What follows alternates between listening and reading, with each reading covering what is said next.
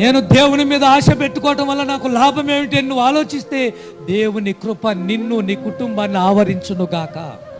దేవుని కృపతో నీ పిల్లలను నిన్ను కప్పునుగాక. దేవుని కృప నిత్యము మీ మీద ఉండునుగాక. చాలదా? ఇంకేం కావాలి నీకు? రెండో మాట అక్కడ ఉంటుంది, యెహోవా యొద్ద కృప దొరుకును, ఆయన యొద్ద విమోచన, నీ సంపూర్ణ విమోచన, నీ పాపము నుంచి శాపము నుంచి విడిపించడా? పెట్టుకో, ఆశ పెట్టుకో, మనుషుల మీద ఆశ పెట్టుకొని. చాలామంది అంటున్న మాట ఏంటో తెలుసా? నేను చాలా ఆశపడ్డానండి అంటుంటారు. ఏం ఆశపడ్డారు?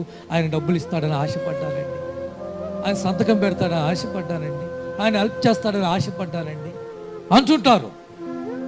మంచిదే, కానీ ఆఖరికి మనల్ని ఏం చేశాడు?